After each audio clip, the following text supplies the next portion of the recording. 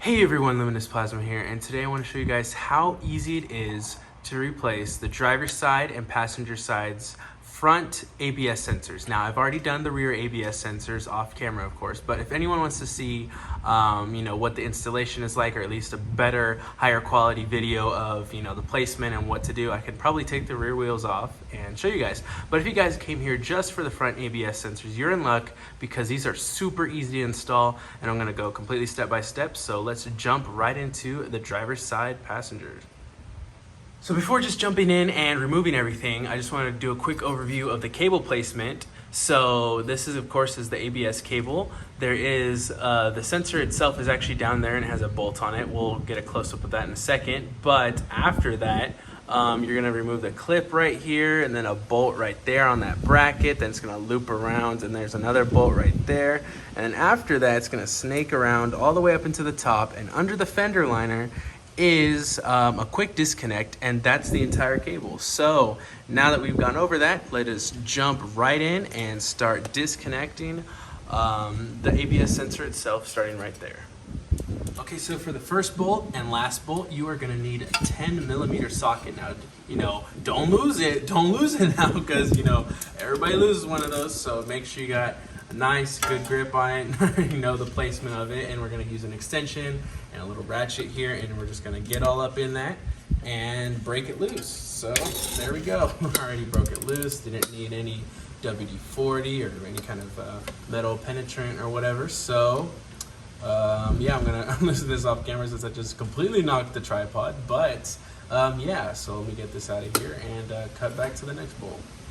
Okay, so I guess, it would make more sense to, pull it out first before, moving on to the next one. So you could either try to use a screwdriver if your car's rusted away like mine is, or in my case, I'm gonna try some pliers. So we're gonna get in there and just twist it around and see if we can break it loose here. So let's get a good grip.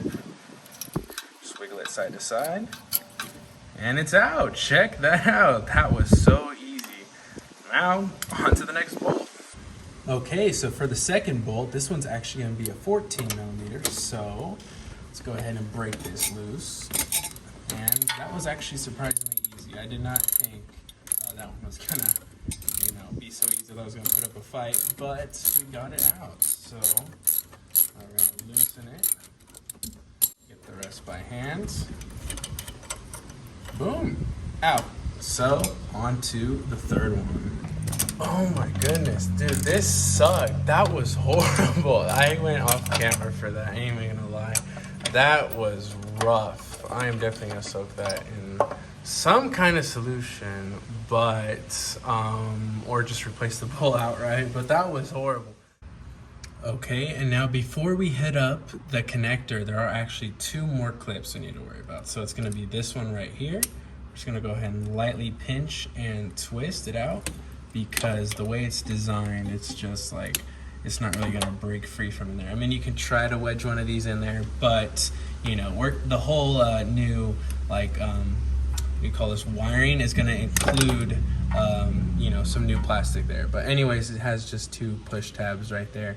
So you just pinch them in when you insert it, and it would click into the metal right there. So we got one like this, and then one more at the top. Okay, so the one at the top is going to be right there. Now we're going to go ahead and get our pliers again, and go ahead and pinch and twist. Oop, and pull. There we go. Got the entire harness almost out. So now we're going to get up and underneath this portion right here, and I'll try to get you a better angle. All right, and the last portion is gonna be up in this area right here. Underneath that panel, there is the connector.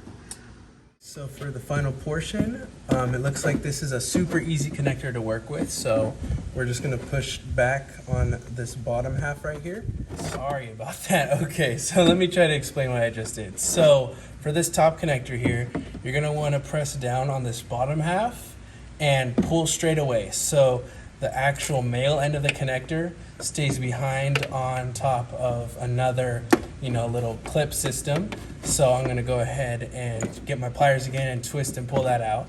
But yeah, as I said, you push down on the bottom half of this connector and just pull away. So that was actually pretty simple. So now let me just go ahead and grab my pliers real quick. Go ahead and try to get a grip on that. Let me try it with my left hand this time. Go ahead and clamp it down. Twist. Pull out. Super easy, super easy. So now just go ahead and repeat the process in reverse with the new wiring. All right, and here is a quick comparison between the old cable and the new one going in. It doesn't look like anything crazy is going on here. It's pretty much the exact same, one for one. But yeah, hopefully this fixes any issues you guys have. So yeah, I'm gonna go ahead and get this one installed, show you, the before and after, and get on to the passenger side.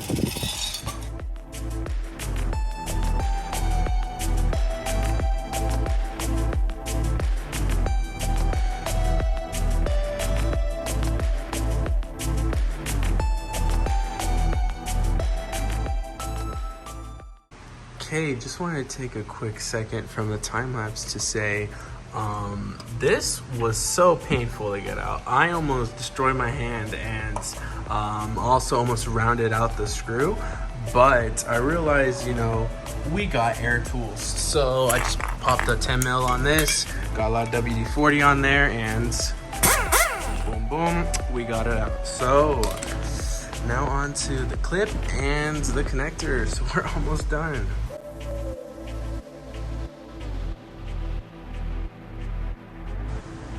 All right, so we did it. We got the passenger side harness out. It is completely free. Did not damage any cables up top or nothing. And it still looks good in there. So I'm gonna go ahead, patch everything up, and I think we can call this a video.